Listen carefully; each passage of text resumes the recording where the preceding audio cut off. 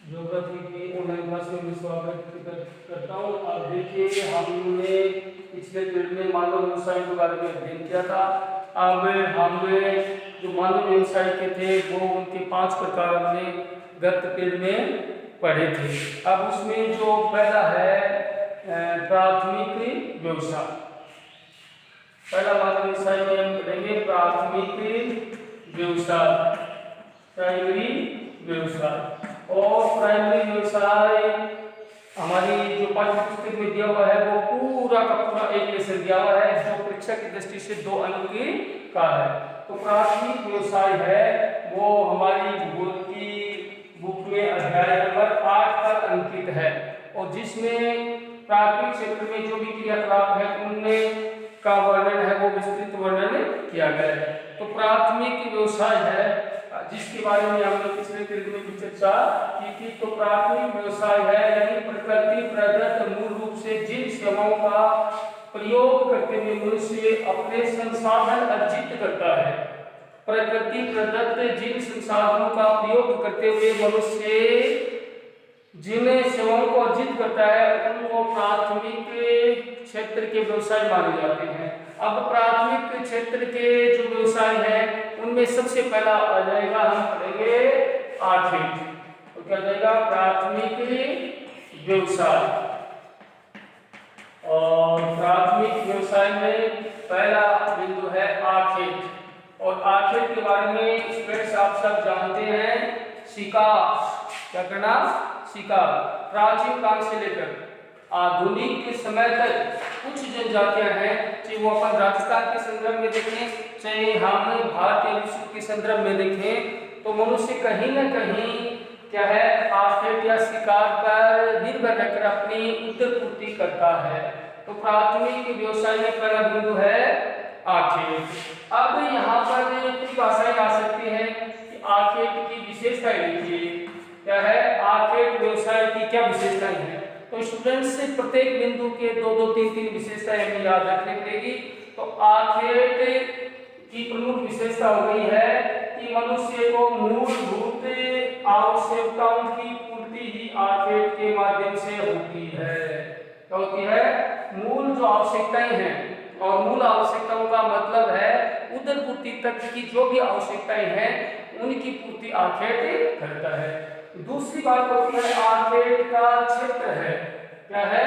क्षेत्र है वो विस्तृत है। और विस्तृत का मतलब हो गया है कि जो आर्थिक करने वाले जो शिकारी होते हैं उनके लिए जो स्थान होता है वो स्थान क्या होता है? विस्तृत होता है। उसको बड़ा स्थान चाहिए, चाहे वो अपन मान लेंगे कि जंगली प्रजातियां हैं, जंगली जो जातियां हैं उनका शिकार करना, तो इसका क्षेत्र है वो विस्तृत है। विस्तृत होते हुए और मनुष्य के पास क्या है? सीमित संसाधन है। क्या जाएगा? सीमित संसाधन है। और सीमित संसाधनों का मतलब है कि उसके पास क्षेत्रफल तो ज्यादा है, शिकार करने के लिए उसके पास क्षेत्रफल ज्यादा है, लेकिन शिकार की जो विधियां हैं वो प्राचीन विधियां हैं, परंपरागत विधियां हैं। और परंपरागत विधियां होने के कारण उसका जो सीमित संसाधन से भी मनुष्य है वो अपनी आवश्यकताओं की पूर्ति कर पाता है। तो ये हो गया आर्थिक का। अब आर्थिक के बारे में हम जानते हैं कि विश्व के संदर्भ में बुशमैन लगा लो, कलारी क्षेत्र का बुशमैन लगा लो, गिनीज लगा लो, पिग्मी लगा लो, राजस्थान के संदर्भ में लगा लो, भील लगा लो, और पहाड़ी क्षेत्र में रहने वाली जो भी जातियां हैं वे सब के सब क्या है? आर्थिक संसाधन पर निर्भर होती हैं। अपन इसी क्रम में दूसरा बिंदु पढ़ेंगे। क्या पढ़ेंगे? संग्रह। दूसरा बिंदु क्या जाएगा? संग्रह। संग्रह। और संग्रह का अभिप्राय होता है कलेक्शन करना। क्या करना? कलेक्शन करना। यानी आदिकाल से मनुष्य, आदिकाल से लेकर वर्तमान काल तक मनुष्य है वो विभिन्न वस्तु का संग्रह करके उनको क्या करता है? आयात और निर्यात करता रहता है और अपनी आजीविका चलाना है। अब संग्रह किन वस्तु का होता है? वन्य जीवों से मिलने वाली वस्तु का भी संग्रह होता है, वन्य जो फलों उत्पादन की क्रिया है उससे भी संग्रहण होता है। मैदानी क्षेत्रों में जाएंगे, नदी तटों के क्षेत्रों में जाएंगे, समुद्र में जाएंगे, तो विभिन्न प्रकार की वस्तु का क्या होता है? कलेक्शन कर लेते हैं और अपनी आजीविका को चलाने के लिए उन वस्तु को बेच देते हैं और उससे अपनी आर्थिक क्रिया चलाने में मनुष्य वो संपन्न होता है। अब संग्रह में अपन पढ़ेंगे कंद है, मूल, जड़, दवाइयाँ, ठीक है, दवाइयाँ, विभिन्न प्रकार के औषधीय क्या होते हैं, पौधे होते हैं, उनका संकलन करना और समुद्री जो वस्तुएं होती हैं उनको क्या करना, संग्रहित करके आजीविका चलाना। और इसके अंतर्गत अपन कोई विशेष बात नहीं है कि मनुष्य है प्राचीन काल से, देख सकते हैं अपन प्राचीन काल से वर्तमान तक अपनी आजीविका को चलाने के लिए, चाहे वो वन्य क्षेत्र में हो, चाहे वो जंगली क्षेत्र में हो, चाहे वो पहाड़ी क्षेत्र में हो, चाहे वो समुद्री क्षेत्र में हो या मैदानी क्षेत्र में हो, और वस्तुओं का कलेक्शन करता है, वस्तुओं को एकत्रित करता है, संग्रह करता है, फिर वो क्या है उसको अपने वस्तु को संग्रह करके उनको रूप परिवर्तित करके और फिर मार्केट तक पहुंचाने का कार्य करके अपनी आजीविका चलाता है। इसी प्रकार इसी क्रम में हम देखेंगे तीसरा बिंदु क्या जाएगा, तीसरा बिंदु आ जाएगा मछली पकड़ना। क्या करना, मछली पकड़ना। ये भी क्या हुआ, प्राचीन व्यवसाय है, प्राथमिक व्यवसाय है, प्रकृति प्रदत्त है। और जो भी समुद्र है, जब मछली पकड़ने के कार्य आपको सर्वविदित है, नदी, नाले, तालाब, बांध, समुद्र, बड़े समुद्र, महासागर, सागर, इनमें जो जलाशय होते हैं, ये सब जलाशय से मनुष्य है वो क्या है, मछली पकड़ने का कार्य करता है। लेकिन अब समय अनुसार और इस व्यवसाय ने अपना रूप परिवर्तन कर दिया है, क्योंकि प्राचीन काल में मनुष्य सीधी बात थी कि समुद्र के तटवर्ती क्षेत्रों में रहकर और मछली पालने का कार्य किया करता था, मछली पकड़ने का कार्य किया करता था। लेकिन आज वैज्ञानिक और नई टेक्नोलॉजी के कारण जो क्षेत्र यानी अच्छी किस्म की, अच्छी वैरायटीज की जो मछलियां हैं, उनके जो बीजारोपण करके और अपने निजी क्षेत्र में भी मछली व्यवसाय को ज्यादा महत्व दिया जा रहा है। तो मछली पकड़ना है, ये भी क्या हो जाएगा, परंपरागत क्षेत्र हो गया। अपन बात करते हैं इसके क्षेत्र की, मछली पकड़ने का क्षेत्र की बात करेंगे तो क्या जाएगा, उत्तरी प्रशांत महासागर। क्या जाएगा, उत्तरी प्रशांत महासागर। और दो क्षेत्र में मछली पकड़ने की, दो क्षेत्र में मान लिए हैं, उत्तरी प्रशांत और उत्तरी अटलांटिक महासागर। उत्तरी अटलांटिक महासागर, यानी इन दोनों महासागरों में विश्व स्तर पर मछली पकड़ने का कार्य होता है। और इसके अंतर्गत क्या देखेंगे, विभिन्न जो देशों के नाम हैं वो हमें पढ़ने पड़ेंगे। तो लेकिन हमें ये देखना पड़ेगा कि मछली व्यवसाय से जुड़े हुए दो ही महासागर इंपॉर्टेंट हैं, उनको आपको विश्व के मानचित्र में अंकित करने चाहिए, उत्तरी प्रशांत महासागर और उत्तरी अटलांटिक महासागर। इसके पश्चात हम पढ़ेंगे पशुचारण। क्या पढ़ेंगे, पशुचारण। चौथा बिंदु आता है पशुचारण। और पशुचारण क्या होता है, आजीविका हेतु मनुष्य द्वारा पशु संसाधन को पालकर, ठीक है, आज पशु से कौन सी वस्तुएं मिलती है, क्या मिलती है, ये सब छोटी बातें हैं जो आप सब थर्ड क्लास से पढ़ते आ रहे हैं। तो चौथा बिंदु हो जाएगा हमारा पशुचारण। क्या जाएगा, पशुचारण। और पशुचारण का कार्य है वो विश्व में विभिन्न प्रकार की क्या करती हैं, जातियां करती हैं। जैसे हम राजस्थान के संदर्भ में बात करें, रैबारी, बंजारे और बकरवाल, और पहाड़ी क्षेत्र में जो विभिन्न प्रकार की आदिवासी जातियां हैं वो प्राचीन समय से ही क्या करती आ रही है, पशुपालन का कार्य करती आ रही हैं। और पशुपालन के लिए अपन देखते हैं जो क्षेत्र बने हुए हैं, पशुचारण के जो क्षेत्र हैं उसमें क्या देखिएगा, ये याद रखने की बात है, उष्ण कटिबंधीय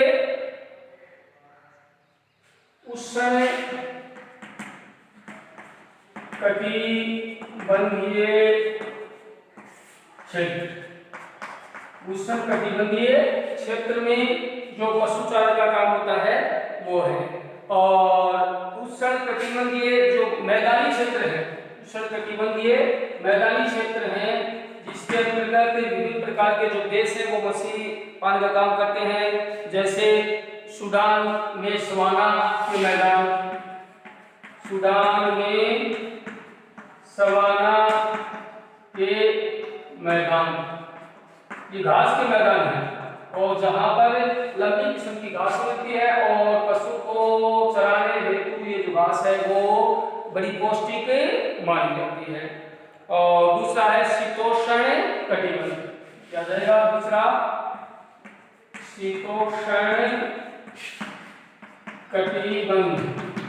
और शीतोष्ण कटिबंध में आने वाले जो देश हैं, जैसे अपन पढ़ेंगे स्टेपीज और उत्तरी अमेरिका, स्टेपीज और उत्तरी अमेरिका आदि जो देश हैं वो क्या है, शीतोष्ण कटिबंध में स्थित देश हैं।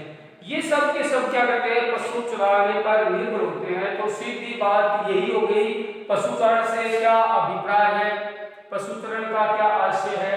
तो अपन देख सकते हैं कि मनुष्य है वो कृषि के साथ साथ और क्या करता है, पशुचारण पर निर्भर करता है। लेकिन विश्व में कुछ कई जातियां ऐसी हैं जो मात्र कृषि कार्य नहीं करती हैं, सिर्फ उनकी आजीविका, उनका जो कार्य है वो सिर्फ किस पर निर्भर होता है, पशुचारण पर निर्भर होता है। और पशु से मिलने वाली विभिन्न वस्तुएं हैं उनका जो लोग क्या करते हैं, संग्रह करते हैं और अपनी आजीविका हेतु वो उनको मार्केट तक पहुंचाते हैं। इनमें दो क्षेत्र याद रखने पड़ेंगे, उष्ण कटिबंधीय क्षेत्र और शीतोष्ण कटिबंधीय घास के मैदान। अब ये जो पशुचारण है वो दो प्रकार से किया जाता है, दो प्रकार से हो गया। एक तो यानी अगर परीक्षा में प्रश्न आ जाता है कि पशुचारण के क्षेत्र निकले तो दो हो जाएंगे, उष्ण कटिबंधीय क्षेत्र और समशीतोष्ण कटिबंधीय क्षेत्र। लेकिन प्रकार आ जाएंगे पशुचारण के, क्या जाएंगे प्रकार। और तो प्रकार में चला जाएगा चलवासी पशुचारण, चलवासी पशुचारण। और दूसरा जाएगा वाणिज्य पशुचारण, क्या जाएगा दूसरा हो जाएगा वाणिज्य पशुचारण। चलवासी पशुचारण नाम से हो जाएगा, चलवासी पशुचारण और वाणिज्य पशुचारण। तो चलवासी पशुचारण की जो भी आदिवासी जातियां हैं उनका निवास स्थल क्या होता है, अस्थायी होता है। समय के अनुसार अपने पशु को वे विभिन्न क्षेत्रों में ले जाकर क्या करते हैं, चराई का कार्य करते हैं। और इनमें कई बार पूछ लिया जाता है चलवासी पशुचारण व्यवसाय से क्या अभिप्राय है, तब तो लिख दोगे कि विश्व की बहुत सी जातियां हैं जो पशु को पालते हैं लेकिन समय अनुसार विभिन्न क्षेत्रों में ले जाकर और क्या करते हैं, चराई का कार्य करते हैं। ऐसा व्यवसाय है वो क्या कहलाता है, चलवासी पशुचारण कहता है। राजस्थान के संदर्भ में करेंगे बात, तो राजस्थान में तो मेन एक ही है, वो है रहबारी जाति। अब वाणिज्य पशुचारण के अंतर्गत क्या होता है, नवीन और टेक्निकल जो विधियां हैं उनके माध्यम से कृषि के साथ साथ और क्या किया जाता है, पशुचारण का कार्य किया जाता है। और उस पशु से होने वाले जो यानी ये तो एक प्राचीन विधि हो गई और एक नवीनतम विधि हो गई। पशुचारण की ये प्राचीन विधि है और एक नवीनतम विधि है। इसको और ज्यादा क्लियर करने के लिए हम देखेंगे अंतर, इसमें चलवासी और पशुचारण व्यवसाय में क्या रहेगा, अंतर देखेगा।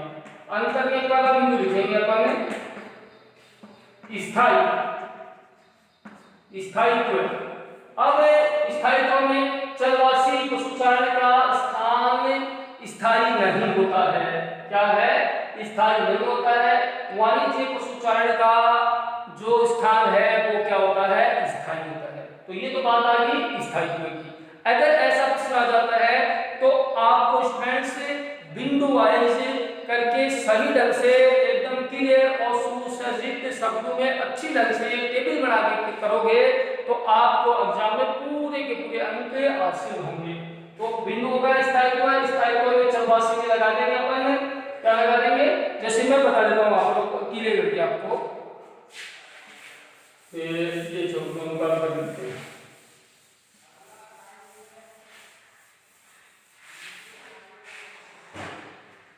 ये बिंदु हो गए हमारे और टेबल बना देते हैं अंतर, इसका अंतर टेबल बना के करेंगे इसको। तो देखिए स्टूडेंट्स,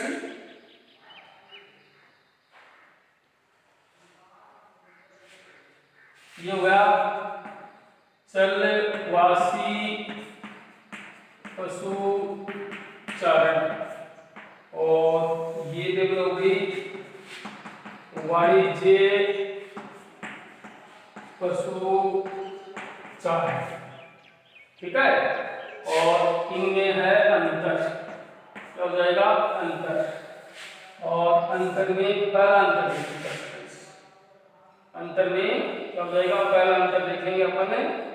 तो पहला अंतर हो जाएगा स्थायित्व, स्थायित्व, तो इनका स्थायित्व है पशु चरवासी, जो पशु चारण का स्थायित्व नहीं होता है, नहीं होता है, ठीक है। इसमें स्थायित्व होता है, निश्चित है, यानी निश्चित स्थान पर है, वो यह स्थायित्व होता है। मतलब क्या हो जाएगा कि चरवासी पशु चारण के जो भी जातियां हैं वो उनका निश्चित स्थान नहीं होता है, समयानुसार वे एक स्थान से दूसरे स्थान पर गमन करते हैं। वाणिज्य जो पशु चारण होता है उसमें क्या होता है, जो भी आदिवासी जातियां, जो भी जनजातियां हैं वो स्थायी तौर पर निवास करके और क्या करते हैं, जो कृषि कार्य करते हैं और पशुपालन का कार्य करते हैं। तो स्थायित्व हो जाएगा पहला बिंदु, और दूसरा बिंदु देखेंगे अपन, तो दूसरा बिंदु क्या हो जाएगा, ये देखिए इसमें एक चीज और आती है,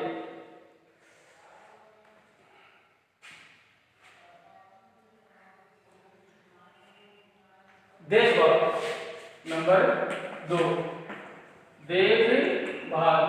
तो क्या होता है, देखभाल, पशु की देखभाल, पशु की देखभाल है वो नहीं की जाती, और इसमें पशु की देखभाल क्या होती है, पशु की देखभाल बहुत ज्यादा या बहुत अधिक की जाती है, बहुत अधिक, और पशु की जो है देखभाल वो कम की जाती है, अपने कम की जाती है, और यहाँ पर पशु की देखभाल है वो अत्यधिक की जाती है। एक पद्धति, तीसरा बिंदु क्या लिखेंगे, पद्धति, क्या हो जाएगा पद्धति, और इसमें क्या हो जाएगा, ये प्राचीन पद्धति है, यह क्या हो जाएगा प्राचीन है, और ये नवीन क्या है पद्धति है, ये प्राचीन पद्धति है और ये क्या है नवीन पद्धति है। इसके बाद आधार देखेंगे, आधार देखेंगे तो जीवन का आधार क्या हो जाएगा, आधार जीवन का क्या है, अनिश्चित आधार है, अनिश्चित